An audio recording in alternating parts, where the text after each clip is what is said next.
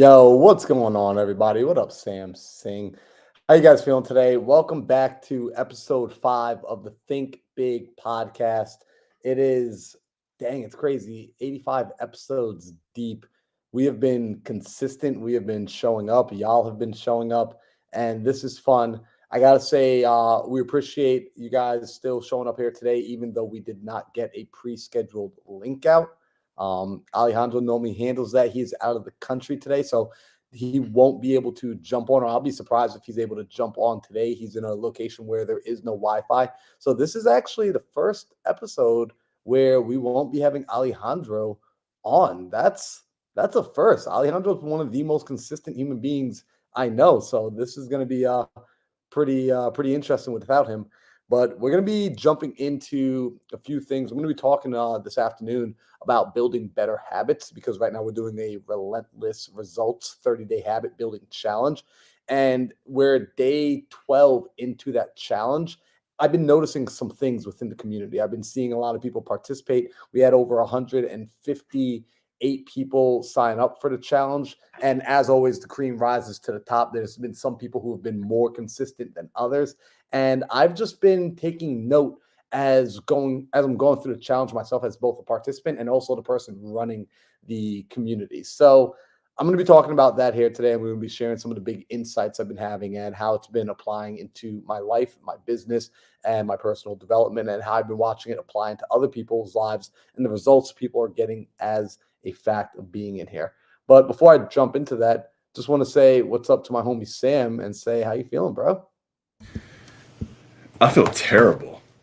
I am, dude. I feel horrible, but it's okay. I just got back from Puerto Rico 48 hours ago, and I've had like a delayed kind of just not a reaction, but I would say a delayed like fatigue from it because I spent 28 hours traveling, and I actually spent 24 hours in Puerto Rico. I spent 28 hours traveling, and that was different. Coming back from that, it was a little bit difficult to get back into the mix of things. And today's just been like a really heavy day on top of it in terms of work. So, dude, today is like straight up crappy day, crappy energy, feel lethargic, kind of just want to like eat a side of fries and just like go to sleep for 10 hours. But we still do the damn thing. And that's all that matters. But so, dude, we're here. And I'm better now that I get to hang out with my best friend on a call. That's the best part of the day for me. Dude, I love that. And what's funny is, I actually had this exactly what you're going through right now is what I went through yesterday. I got back in, I flew in from Virginia yesterday, spent about 12 hours flying. I thought I lifted the curse of Sam Singh, and apparently it didn't happen because my flight boarded on time, and you'll love this. Only had no straight flights, no zero stops. There's one connection. The one connecting flight, I get on the plane, I'm there on time, we're getting ready to leave. And as the plane's taking off, the plane is just moving a little weird, and you can tell something's off. Turns out one of the engines would not turn on. Now, I'm glad they found this issue out on the floor and not in the air, but obviously this meant we had to be taxied back to the mechanics and spend an extra hour and a half on the floor because once the doors close, they do not open. And so yesterday that just led to a full day of travel. Started with a 4 a.m. wake up, and yet when I got home, I had a Zoom call to run, a Zoom call that I was leading at 3 p.m. I got home around 2:15, and I was dead tired, awake since 4 a.m. on the East Coast. So that was like being awake at 1 a.m. in my time zone. And what was interesting was I thought about, man, I can just text everybody and tell them all, look, guys, I'm running on 4 hours of sleep. Plane was delayed. Just got home a few minutes ago. I need sleep. I need rest. Ultimately, I made the decision that I was going to show up because I started to think I can't just call out every moment that I feel a little tired, that I feel that I don't want to be here, because then what would I ever get done? Because those feelings are inevitable. And I showed up, ran the call, barely remembered what I said because I was that zombie moded, and passed out for a 3 hour nap afterwards. What was interesting was later on, one of the girls who was on the call reached out and she sent me a message just saying thank you everything I said was so impactful. Sam, I was so out of it. I don't even remember what I said. I had to ask her, what did I say? And she proceeded to let me know. And I was like, well, that checks out. Sounds like stuff I would say. And it showed me that showing up isn't just about me, it's about other people. You being here right now isn't just about Sam checking another box in his consistency, but it's about the people who tune in, who watch this, who show up live, who watch the recordings afterwards. So, Sam, appreciate you for being here, bro. Dude, I appreciate you, man, and you're absolutely right. You know, I'm gonna hit on this from a business standpoint because you guys know me. I like everything for me kind of always comes back to business in some way, some shape or form. Um, a critical thing that I'm learning in leadership is that in leadership, no matter what, if you say you're going to do something, you have to do it. Because if you don't, your team listens to you, your people pay attention to you, and it breaks culture. If people start understanding that you are not going to follow through with what you say you're going to do. And that's something difficult, right? Because as a visionary, guys, what do visionaries do? We promise a lot of shit. We love saying stuff because saying stuff sounds good in the moment. Problem is, saying stuff can be really difficult when it comes time to actually produce. And so Marlon and I have chatted about this along for quite a few times, that I'm at a point in my life where I'm being very discerning with the things that I promise. I don't make many promises anymore at all. And the ones that I do, I treat them like they are like absolute gospel. Like the things done, time just hasn't caught up yet. So 100%, it's an important thing from a leadership standpoint in your businesses, in your communities. And like Marlon, I want to hit that one step further, because for you, it's not even a business thing. It's for you in a community, and communities are all culture, right? And then if you're going to be a community leader, which Marlon is, what precedence does it set? And I think that's the big thing. Is I'm a firm believer that when certain shortcuts are made, precedences are set, and then you basically green light to the world that this is okay, right? And so no matter what, always show up. And like, dude, I mean, I love that, you know, this is the topic today, because the topic today is building better habits, right? Yep. And so Marlon, let's lead us in, dude. Lead us in a little bit. What does that mean? Yeah. Because So we're on this topic right now without even like realizing it.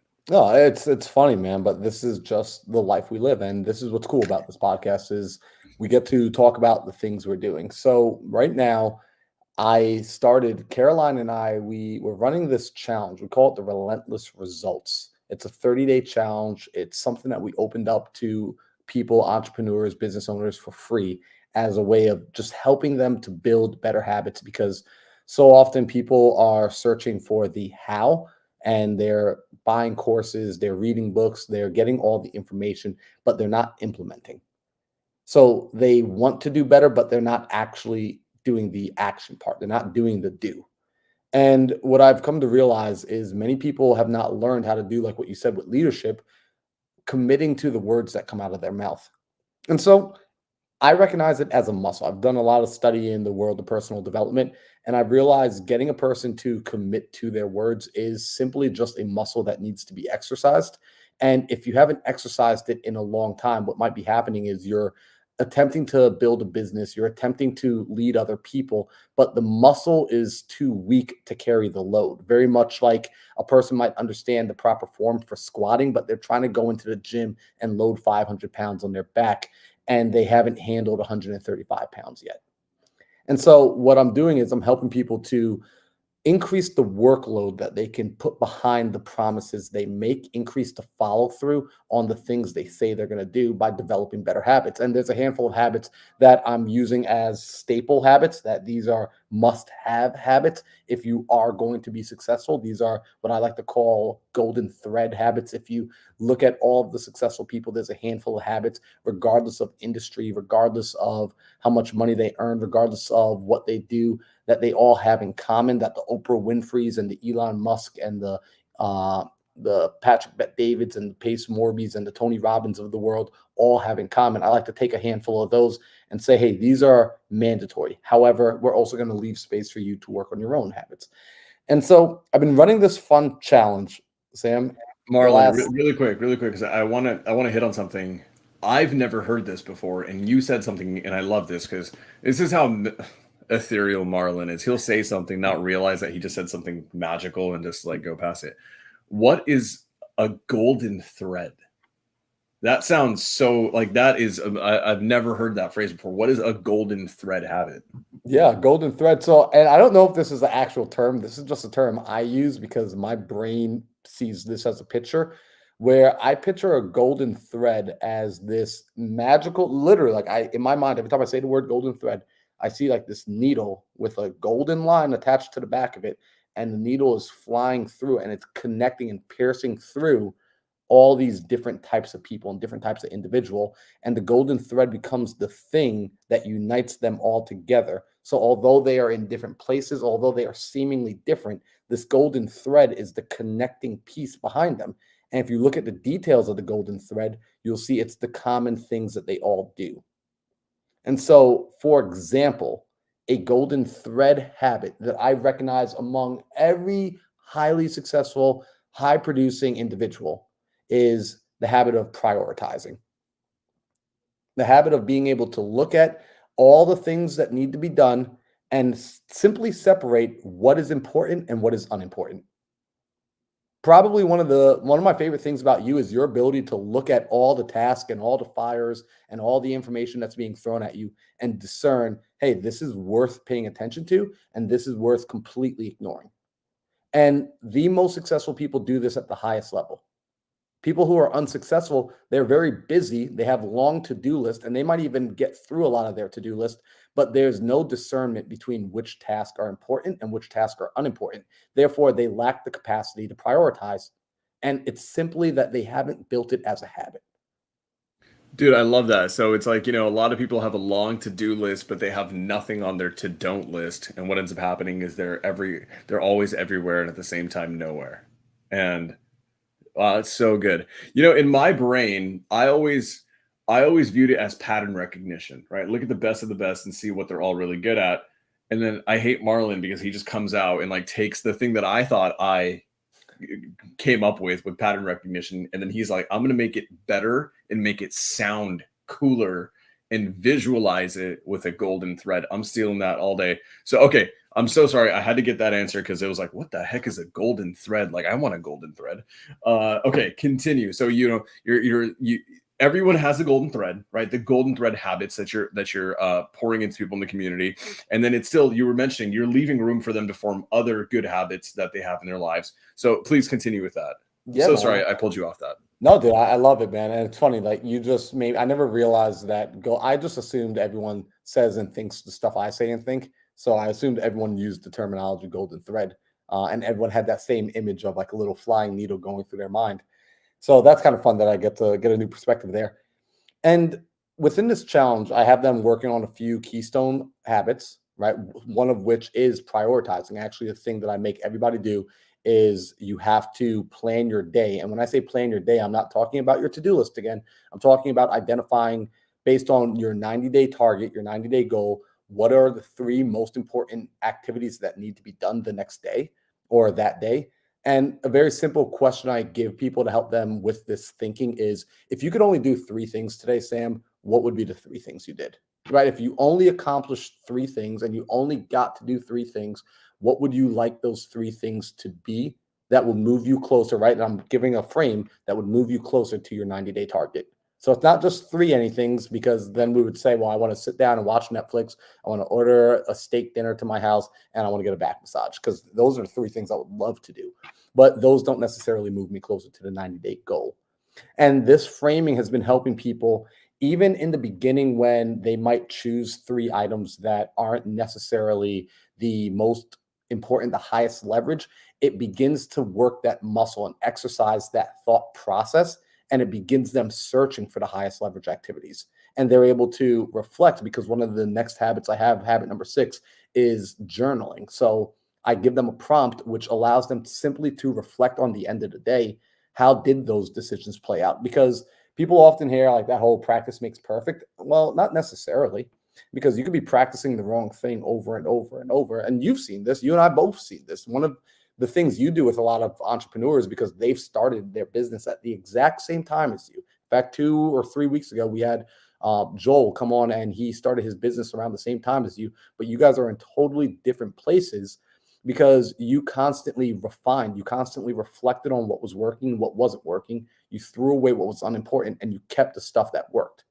And so that's a part of the habit of now being able to see and be critical, have self-awareness about how you need to continue moving forward. So we're not just repeating the same thing that's not working. We're going to be consistent, but also consistently refining.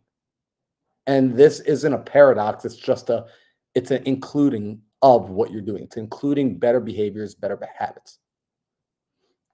So what's been fun there is, like I said, we have the prioritizing, we have the looking back and reflecting.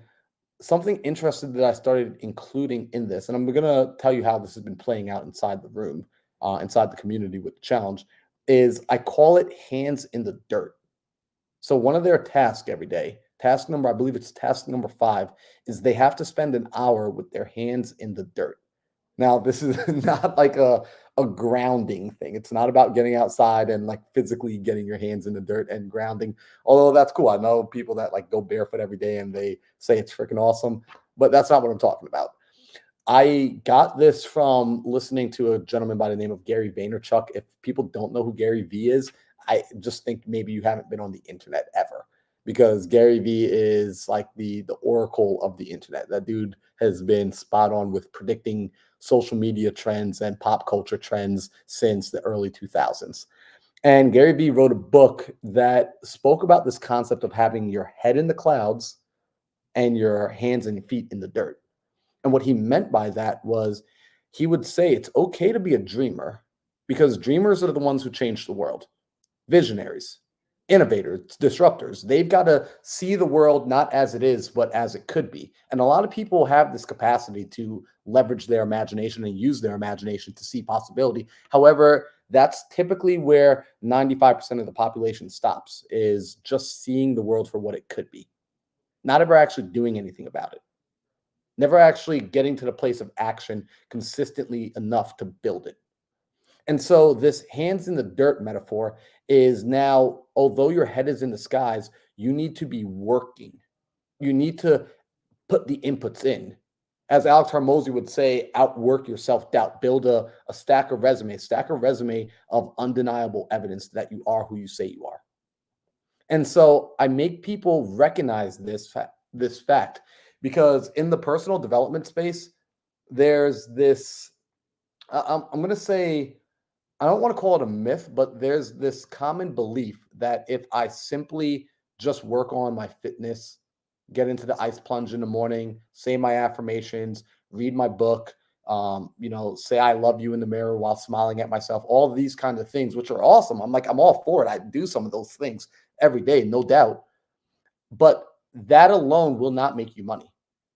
In fact, I had a call about this earlier today, and I told my community, I said, guys, I want to remind you that all the habits of reading books each day, to following your diet, to getting to sleep on time, those things are amazing for you. However, they will not make you money by themselves. This is why we have the hands in the dirt. This is why I make them clearly state and clearly identify, this is my inputs that I need to do that are moving me closer to my goal, that are moving me closer to my dream. And although it might not build the entire empire at the end of 30 days or at the end of 90 days, you're stacking bricks and you're moving in the right direction. You are directionally correct.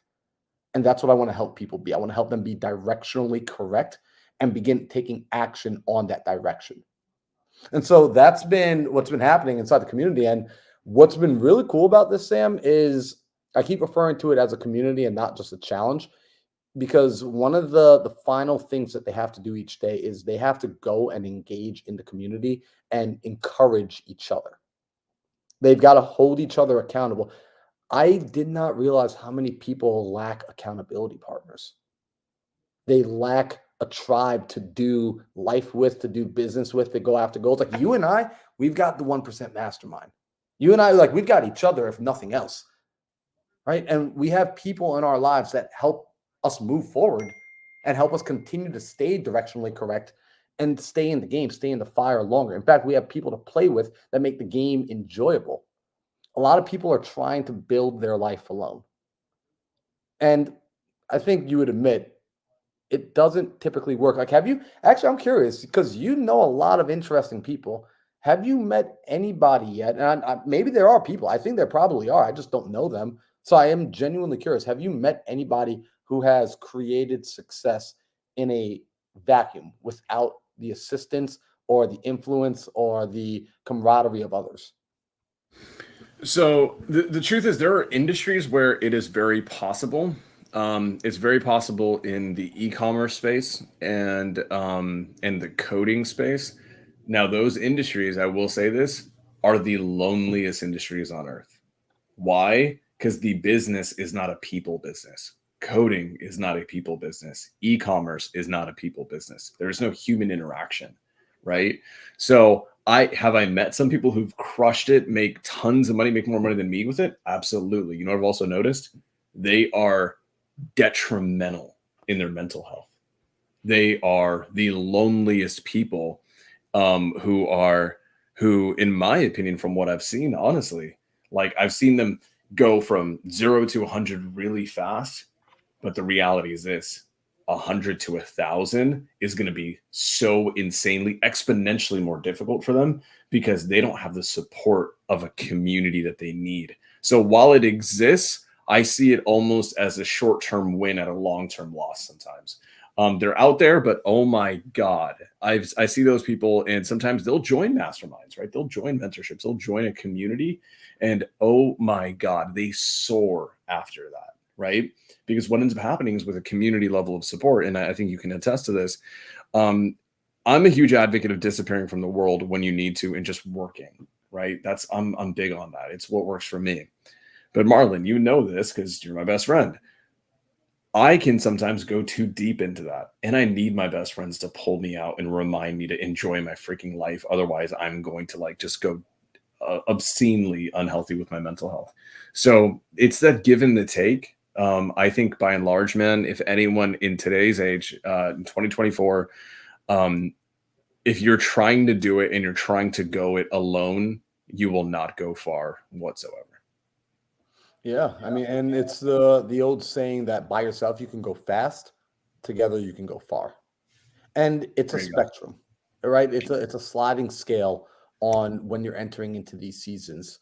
So what I started noticing with running this challenge, if you will, and it's like a social experiment for me to get to see it happen in real time, is I opened the challenge up for everybody. It's a free challenge. They're able to jump into the school platform with us, and I lay out all the rules on what needs to be done, how to hold each other accountable, how to engage. And the people who started right away, right, like who jumped in immediately, watched the information, and then immediately began taking action, right now they are performing the best across the board. And I started thinking about in other areas, in other mentorships I've joined, other masterminds I've been a part of, other areas of life, even outside of business, just like sports, things of that nature. I do find that the people who tend to get started right away, those almost like early adopter type individuals, they typically tend to outperform their peers across the board. And that's a characteristic that can be developed within a person if you so choose to. If you choose to be a person, because how do I know this? Growing up, I wasn't that person. Growing up, I was the person that kind of stood in the back and I waited for everybody else to jump first. I wanted to see everyone else go. And then I started realizing I need to make my own decisions and I need to move based on my goals and my desires. And I shouldn't be waiting for other people in order to get the success rolling. And I'm seeing the same thing play out right now in this community. Also, what up, Toby? Toby just jumped into the side. Love that kid. Toby Miller is the freaking man. So, Talk about a guy who just full sends it with like no information. dude, he's a sender, and as a result of being a sender, he's winning. See, so this is something that I started to notice that as people are wanting to develop better habits, be okay with not knowing exactly how it's going to play out right away. Be okay with being the first one through the door, and maybe you're going to get your faiths punched in a little bit, but recognize that you are going to develop thicker skin. You're going to get better at everything you're doing. So I started seeing this inside there, and I started to notice that the people who were taking the time to encourage other people and engage with other people started to get more of their own work done. This was like an interesting thing for me to say. I'm like, for example, I've got one person inside there, Hunter. She's working on just getting herself physically in better shape. And so she starts going into the school channel and she's starting to engage with everyone else. And she's saying, yo, good job, Debbie. I see you showing up. Good job, John. Great workout. You crushed it. And good job, Alex. Like, I know you didn't want to show up to the gym and you showed up to the gym. Well, guess who's been showing up to the gym regularly? Hunter. Now, some people might be like, well, what's the big deal? Well, talk to Hunter and ask her. She was struggling to show up consistently for herself and work on her physical. She was struggling to show up to the gym every day. But now, because she's encouraging other people to do this particular behavior, she's having an internal pressure. She's feeling pressure internally to live up to that and be that person. This is one of the coolest things about when you start engaging with a community and starting to open your mouth, because I've felt this before. Sam, I'm almost positive you have felt this as well, that when you started making more public proclamations, when you started going out and speaking with people, you started to build this internal pressure to continue to be the person that you were presenting to the world. That when you were encouraging other people to perform a certain behavior, to like as a business owner, it's forcing you to be a better business owner. It's forcing you to be a better leader because you want to be able to stay in alignment now with yourself and not have to worry about, am I pretending to be or am I being? Dude. Oh my God. So okay, one real quick. I think you say Hunter. Do you mean Hunter Wilson Pena? No, no, no, no. Although fun, actually, it might be Hunter Wilson. Actually, let me see what Hunter's last name is. Well, either way, I mean, if it is Hunter Wilson Pena, just adore that human being. But Marlon, I want to go back on something that you mentioned, and this is Marlon being ethereal and a magic man. You mentioned it, and you actually hit on one of the most important things, and I think people need to understand why it's important. You basically mentioned that you've seen a strong correlation, right, potentially a causation between people who are early adopters and who just get into the mix of it, get into the thick of it, right, without very much data to go off of, right? You mentioned as a kid you were, and I know this about you were a quiet observer of other people. You were like a people watcher, right? And what do observers do? They gather data and then they make decisions based on the data. And in your community, you're already finding out that the people who are thriving the most are the people who literally just do the actions without the data. Why is that critical? And why are they the ones who are, and like, I actually, this is a revelation that I had over the last like 2 years that I think helped me a lot grow in business. And like, I'm glad that we're talking about this because there's elements in my life where I need to like stop gathering data and just execute and be okay with it, being screwed up. Why do you think that it is that early adopters thrive more, succeed more, even though they're potentially taking a bigger risk doing it? Yeah, so it's great, and it's a great question. And I can answer that by sharing the story. Because I think it was 1955, there was a college professor. He was an art professor, so he did a lot with the art students, and he was teaching a photography class. And what he did was he divided at the beginning of the semester the class into two groups. You had Group A and Group B. He told Group A, at the end of the semester, you will be graded on a single photo and the quality of that photo. Group B, you will be graded on the quantity of photos that you take, simply by volume. The more photos you take, the higher the grade you will achieve. So fast forward to the end of the semester, and it's time to get the grades out. What he found was Group A, who was responsible for taking a single photo and was going to be graded on that single photo, they produced lower quality photos than Group B that was graded on volume. What he discovered was Group B, although they weren't being tested on the quality, they took so many photos that it naturally caused them to experiment. It naturally caused them to learn through action, to find different angles, to find different lighting, to find different ways of developing the photos. And so although they made a lot more terrible photos because they were just simply taking more, and in the beginning their photos were trash, as time went on, they began to outperform the individual who simply did not do as much volume. And so when we look at the people who are gathering data before they actually make a leap, these are the people who are like the photography students in Group A thinking, okay, I got to make the perfect photo. It's got to be absolutely the best. and they end up hesitating and not ever taking a photo, or when they finally do, the quality of it isn't all that great because they have no practice. These are our business owners who are still in the I'm consuming every course before I make a move. These are the people who are, I've got to talk to every possible mentor before I make a decision. Right? Like while you're still on the fence and you're spending the next 6 months on the fence, I've already screwed up 1,000 times, but I've also gotten 10 victories. And although I may have screwed up 1,000 times, those 10 victories, it's going to take you another 6 months before you even get a single victory.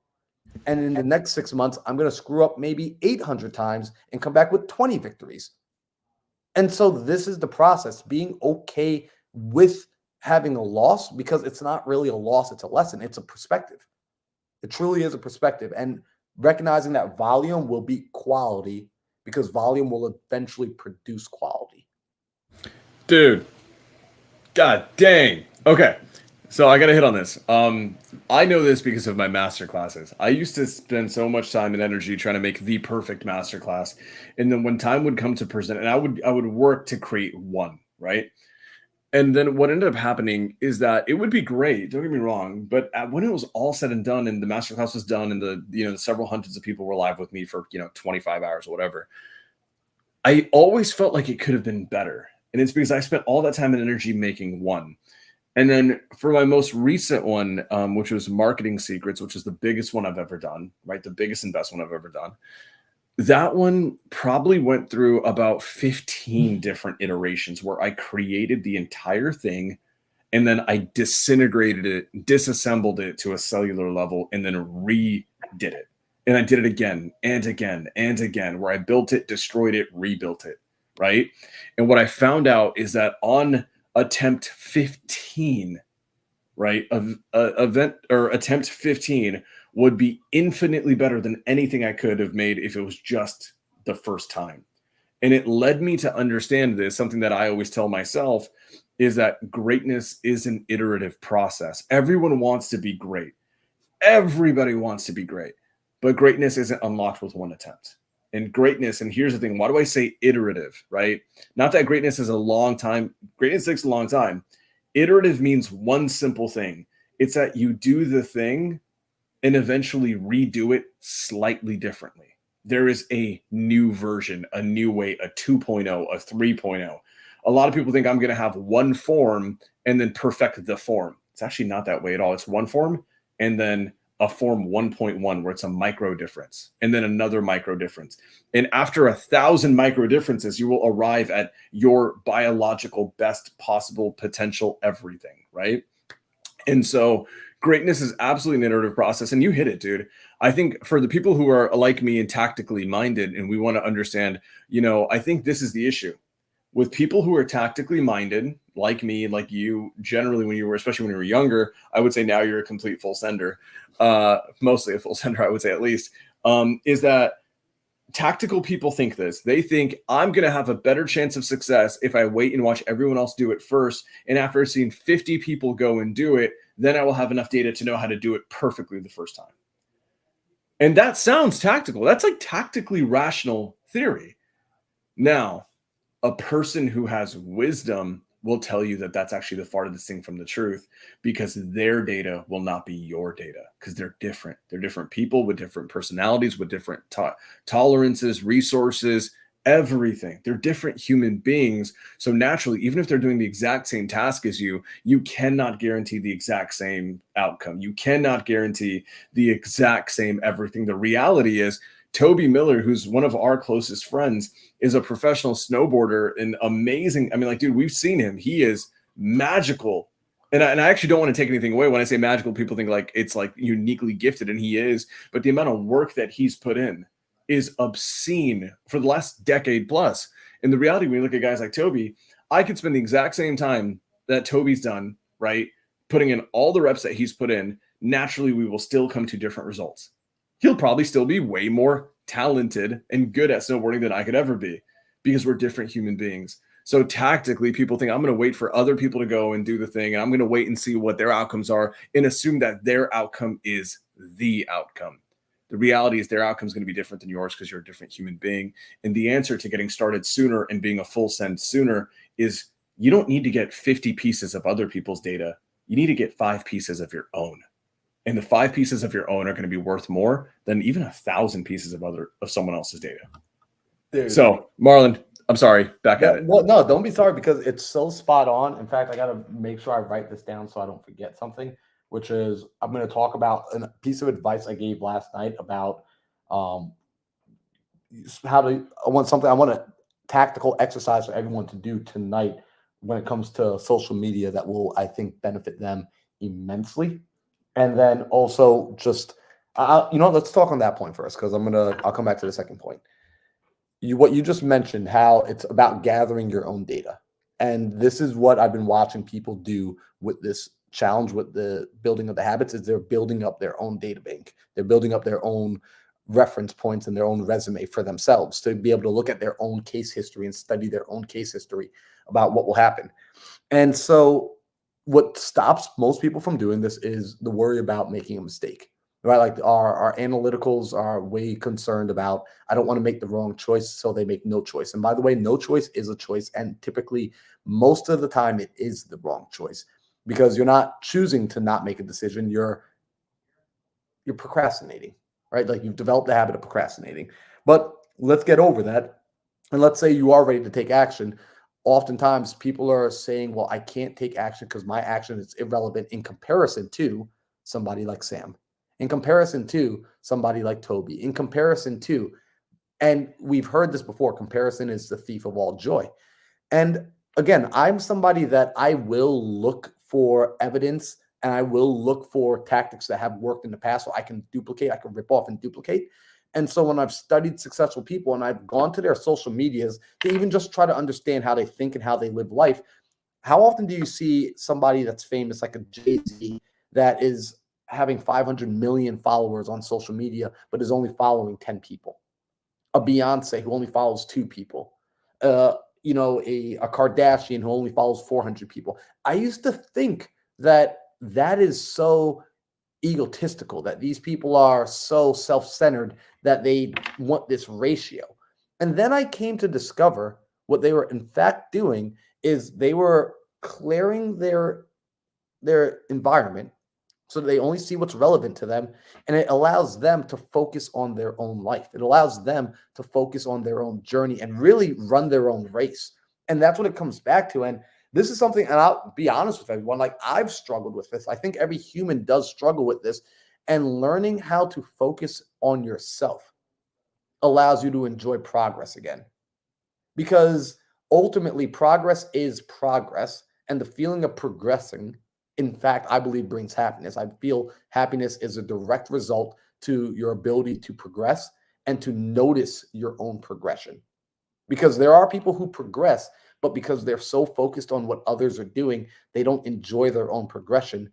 And Tony Robbins, I heard him say this years ago, that the biggest failure is success without satisfaction. It's hitting your goals and not being satisfied. Your goals being meaningless to you. Making all the money, building the business, but feeling empty on the inside. And what causes a person to get there is when they're running somebody else's race and not running their own. It's bringing the attention back. And like Sam, this is what I love about you. When you go into the cave, I mean, the last couple of months, bro, I feel like I haven't seen you happier than the last couple of months because you've been just focused on building your business, building your people, building your leadership team, pouring into the people that matter to you and working on the goals that matter to you. And it's been insane to watch. I mean, every time we get on a phone call, I can hear the excitement in your voice. And that's freaking awesome. And that's as a direct result, in my opinion, from the outside looking in, of you running your own race. So a practical exercise I would love for people to do, and I want to hear some feedback from you, Sam. A practical exercise is I want y'all to go on your social media, if you're on Instagram or TikTok, whatever social media you find yourself doom scrolling on regularly, because I know you all do it, right, Susan? It's okay. I do it on occasion as well. Not as much, but whatever social media you find yourself doom scrolling on, tonight I want you to go and actively unfollow at least 20 people. 20 people that are not serving you. 20 people that when you see their stuff, it doesn't make you feel good takes you off of running your own race. It makes you focus on them and you start comparing in a negative way. If they are not directly positively benefiting your mind and your perspective and helping you continue to stay in your race, unfollow them, please. Marlon, real quick. When Susan goes and does that tonight, because Susan's an amazing human being and Susan cares about people, Susan may feel bad because Susan's going to go through her following and then look at Deborah and Mary and John, who are amazing people, and she loves them, but all they do is post photos of their cat. And they're not helping Susan along with her life, and Susan feels guilty about what are they going to think. What's your answer to that? Susan, I have been right there with you, and it feels like a tough band-aid to rip off. Here's what I want to remind you. When you unfollow a person, you're not saying to them, I'm not your friend. You're not saying to them, I don't love you. What you are saying is, I'm focusing on myself and I'm in a season of growth. And so temporarily, I am pruning the leaves on me. I'm pruning my garden. I'm pulling out the weeds. I'm simply cultivating the best garden that I can for the intention of building what I want to build. And if these people are truly your friends and they truly care about you and they truly love you, right? And I'm saying the word love because I'm going to define it here in a second. They will allow you to do this and they will support you in doing this. Because my buddies and I had a conversation with my mentors 3 weeks ago at dinner. And we somehow got into talking about love. We went from talking about a multifamily 64 unit hotel that was purchased that my buddy Brent purchased and is turning into he already turned it into. He's got them all turned into Airbnb and short-term rentals and like did a crazy awesome value add job with this. And we're catching up about that project. And then we started talking about love. And we defined the love, to make a long story short, as love is people accepting you for who you are without asking you to change and still leaving space for you to change. Love, like I love Sam, not for what Sam could do for me. I love Sam because Sam is who he is. That's it. Like it's not about the benefits I get from Sam as a friend. It's not from anything else. I love Sam and he gets to be who he wants to be. He gets to be who he naturally is. And I also leave room for Sam to evolve into Sam 2.0 and Sam 3.0. And I will never ask Sam to change ever. His job is not to change for me and my job is not to change for him. So for someone like Susan, and Susan's awesome. I love Susan. I know Susan has some friends in her life where she's going to have to unfollow because right now they're not in alignment with the goals she's building. And they're still great people and she still loves them. So she's going to hold a space in her heart and allow them to be who they are. And if they love Susan, they will allow her to be who she is, which means they will also allow her to change, which means right now she temporarily needs to go into a cocoon. Oh my God. Okay, so Marlon, I want you to. I think you're you're a phenomenal person to illustrate this, right? A lesson that I believe was taught to the same person, something that you introduced me to, a phenomenal human being, a phenomenal man by the name of Joseph Frangos. And Joseph Frangos taught me something that was like a paradigm shift for me. Just so you guys know, I've literally had like one phone call with Joseph Frangos my entire life, and it was like a 3-hour phone call. And we haven't talked ever since, but it was like a paradigm shift for me. Phenomenal human being. And he taught me the difference between a circle of concern versus a circle of influence. And I want people to understand this, Marlon. When you go and prune your social media following, like it's not that big of a deal. They're just people you follow because they're nice. You just gave them follow, this, that, and the other. Like, why does it matter? Why should they go and unfollow 20? Like, dude, almost, I don't know how long ago it was. Maybe it was like the end of last year. You challenged me to do the same thing, but it wasn't I was like following like 1,000 people. And then you were like, cut it in half. And now I'm at 400. Like, that's my max. And I've been thinking about this a lot in the last like 2 to 3 weeks. I think I should be able to get down to 200 or less. And here's why I asked that question. You know why I haven't like pulled the trigger and ripped the Band-Aid? Because I was worried about hurting people's feelings. I was actually, and here's the thing. I know that if I did it, I would probably clean up my circle of influence. And so, Marlon, can you give us like a little bit of a summary? And I want to give my take on the circle of influence, and because the way Joseph did it to me at the time, it was really relevant to what I needed to hear in life. Can you give them a basic overview of a circle of concern versus a circle of influence? Because we all have both, we just don't know it. Yeah, absolutely. And circle. And by the way, congrats on like getting down on the low number because I recently I used to be following about like 2,000 people, and I got it down to about 1,000, and then like recently I just got under 900, and I'm very actively working at pruning and getting down below 500. And I want to let everyone know, although I can tell you all this logically, like I still go through the same human emotions. I don't want to hurt people's feelings, and so it's we're slowly pruning bit by bit. We're slowly pulling back and peeling back. So circle of influence and your circle of concern. These are interesting things. I'm going to start with the circle of concern because it's the more external of the circles. And when you're talking about your circle of concern, these are people in your life that are more of acquaintance. You're aware of these people. They're out there and you may be concerned with how they think about you, how they view you, because these are people that you're going to work with, potentially JV with, people that are going to carry your reputation and speak your name. And so there's going to be a form of interacting with them. However, as far as importance and prioritization, they aren't as relevant in your world as your circle of influence. Because your circle of influence, for me, right, like I have people like Sam Singh in my circle of influence, which means these are people who I have specifically given the power to influence my thinking and to influence my behaviors. That if Sam were to say something to me, it is allowed to penetrate through my guard and ultimately change the way I look at the world. I don't give that power to my circle of concern. I don't give that power to, no offense, when I meet people randomly at meetups, when I talk to people and I engage with them at an arm's length, when I talk to you, even if I'm DMing you directly in my inbox and it's a one-on-one conversation, I am not giving you the ability to sway my thinking, to sway my behavior. Only I have that power. However, the people in my influence, my circle of influence, I also give them that capacity to, let's say, press my buttons. And this is interesting because I recognize that by nature, by being a human, I am naturally imperfect. I'm going to have mistakes. I'm going to have blind spots. And so when I give this power to my circle of influence, and by the way, this is actually a very conscious, direct conversation I have with people, I let them know, hey, Sam, I'm giving you the ability to come to me and call me out on my BS. And listen, Sam, if I ever do something and I start power tripping and I start acting different, and I'm acting out of alignment with the things I say that I want from me, please call me out on it. And Sam, even if I get upset with you in the moment, even if I yell back at you and I disagree with you in the moment, I promise you this. I've already given you permission to say what you need to say to me.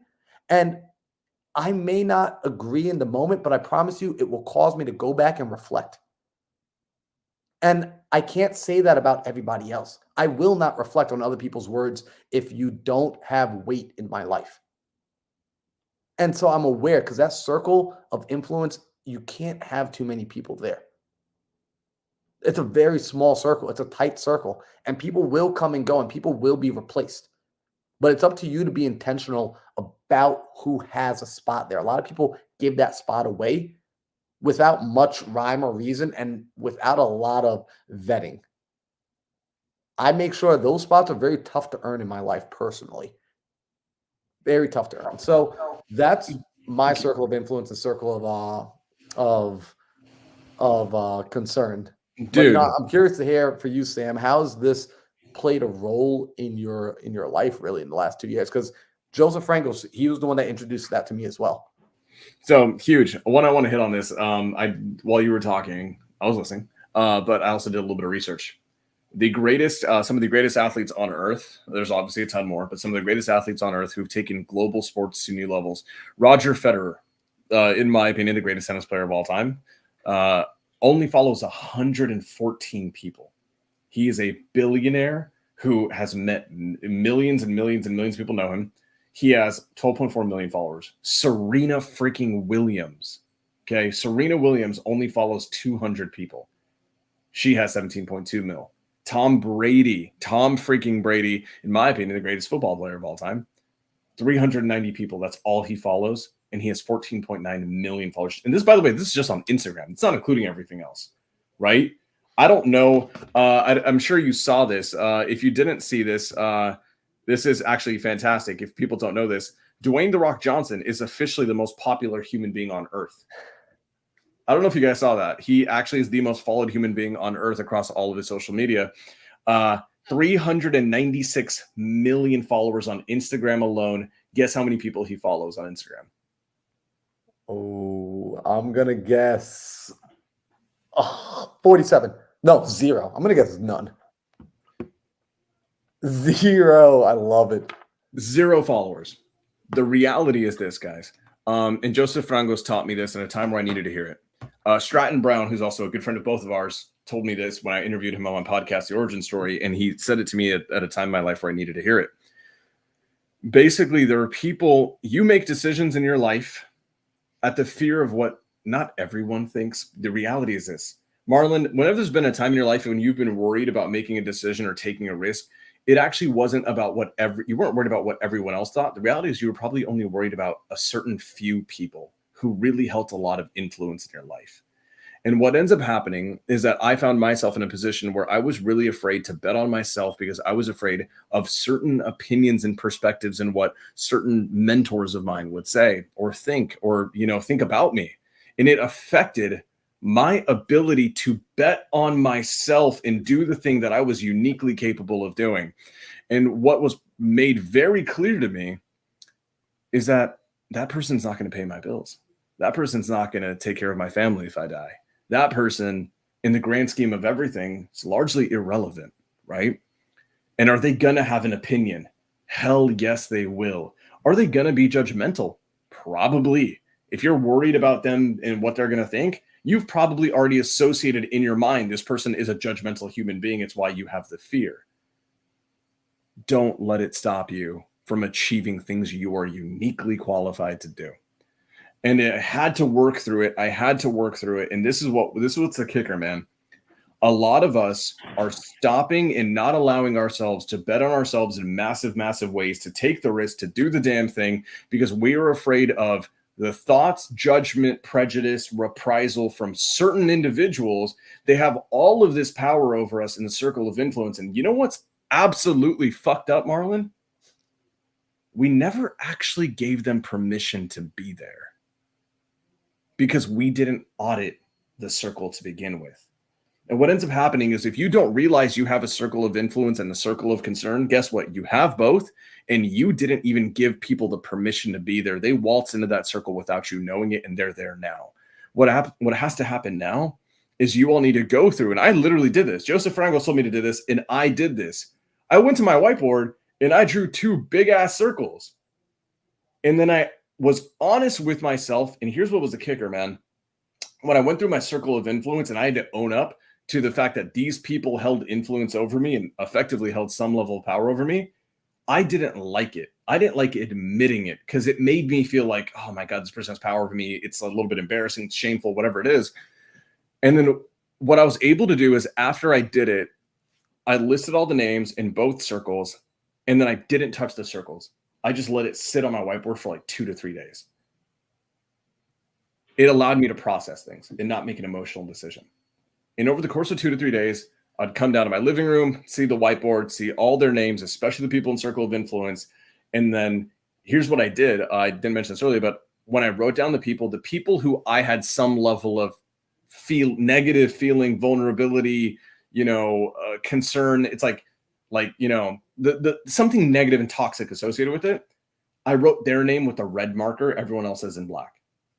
What ended up happening is this: over the course of those 2 to 3 days, I realized all the people that I'd written in red, I never gave them permission to be there. And I realized that in a perfect world, if I started auditing the circle and checking tickets at the freaking door, that I would never have let them in there. And then I learned this from you, where you talk to the 90-year-old, 92, 94-year-old version of yourself, and it's his job to pour into you, and it's his job to help look after you, the younger version of yourself.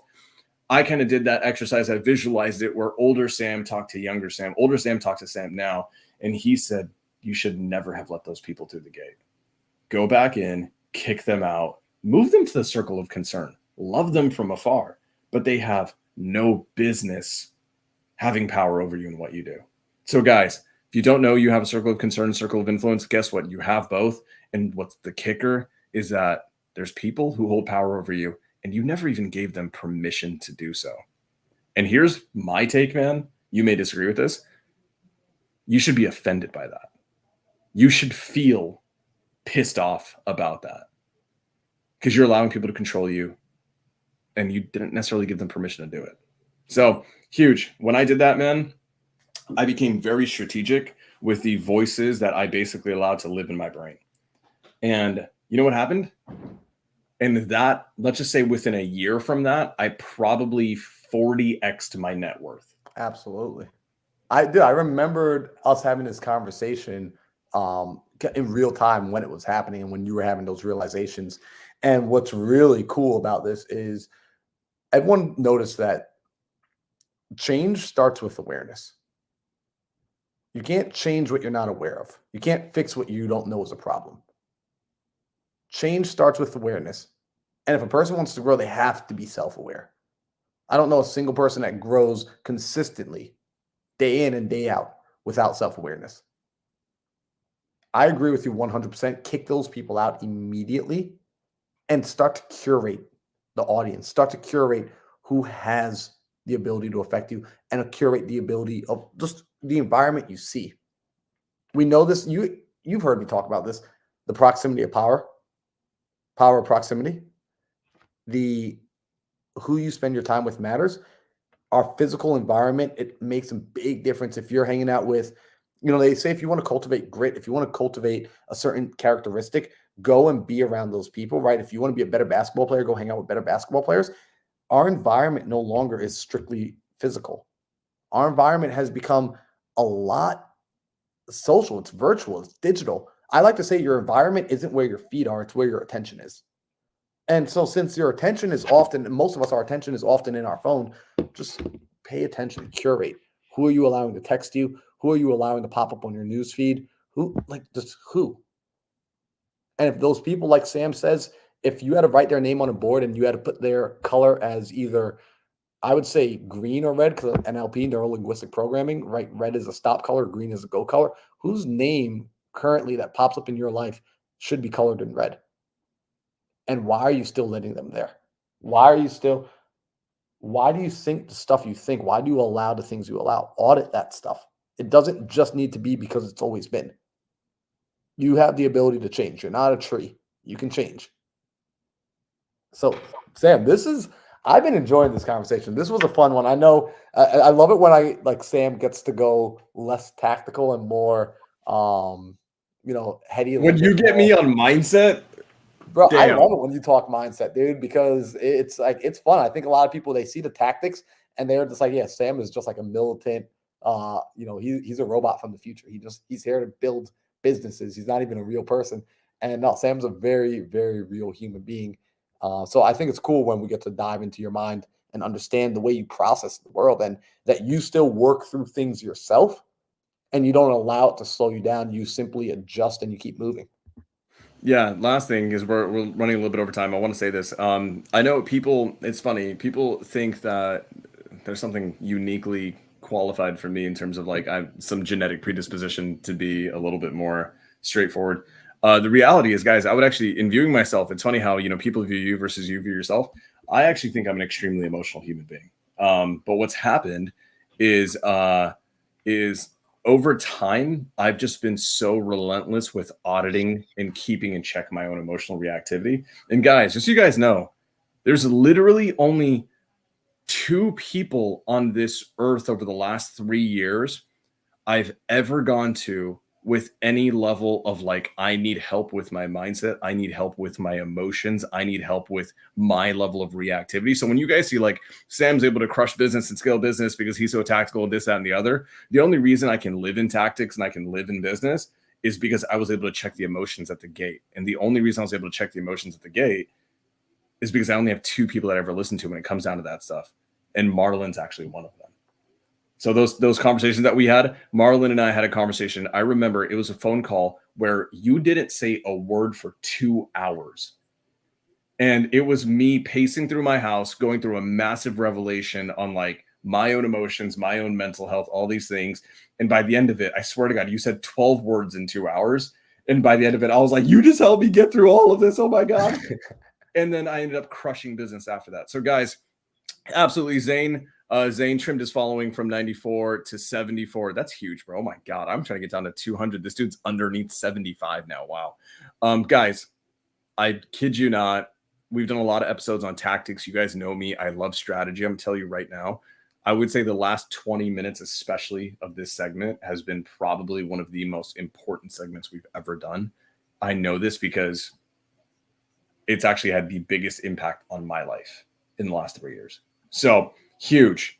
Marlon, you gave a stupid amount of value today. Oh my God. Like, I'm feeling fired up. That shit should not be free. What do they got to do to earn it? Because I think they should do something. And most importantly, dude, I think people should get plugged in to what it is that you're doing, what you're doing with your community, because straight up, I don't even want to be subtle about it. Guys, all things that we talked about, Marlon's community is living and conquering together as a tribe. That's freaking special. So Marlon, what do they got to do to get in there? Yeah, man. First of all, thank you, Sam, for being here as always. And people that want to join into the community, it is a free challenge. And I would say it's free to this regard.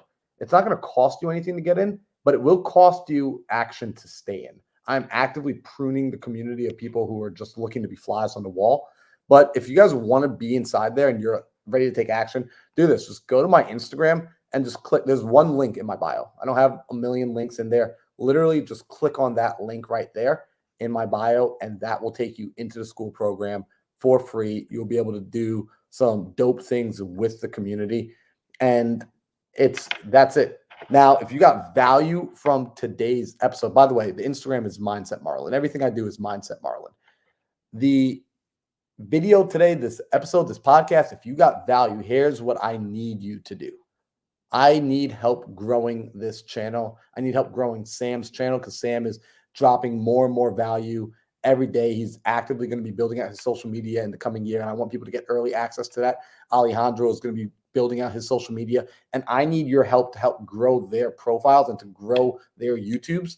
And the way that you help is by sharing this with a friend, sharing this episode, and not in a bland, I kind of blast people with random stuff, but actually taking the time to think, you know what, Susan's sitting there thinking, you know what, Tiffany needs to see this, right? Because in this episode, they spoke about the power of the circle of influence and the circle of concern. I know Tiffany's been talking to me that she's been having issues with the people in her life not supporting her. She should watch this episode. So I would share this episode. I would actually copy the link, copy the URL, and I would text it to Tiffany and say, Tiffany, you need to watch this because remember how you were talking about this issue? They addressed it in this episode. Be intentional about bringing value to other people because guess what? Tiffany's not going to thank me and Sam for giving her insight. She's going to thank you, Susan, and say, thank you for sending that video to me. When you send something of value to somebody else, they're going to thank you for creating the association, for opening up that doorway to them. So selfishly, I want you to help yourself. And this, right, like this is what I love, these win-win-win scenarios. By you helping yourself and you helping your friend, it also allows me to help myself, which is I get to grow my friends. I get to watch Sam's Instagram blow up. I get to watch Sam's YouTube channel blow up. I get to watch Alejandro's YouTube blow up. So that is the cost of admission for today's episode, to share this intentionally with somebody who you believe they can benefit from it and let them know why you thought about sending it to them versus anybody else. And if you want to send it to multiple people, do that, but let each person know why you sent this to them and what you want them to get out of it. So on that note, we will be back next Tuesday. I should be back in town. Yep, I'll be in town next Tuesday for another episode of the Think Big podcast, episode 86. But until then, we appreciate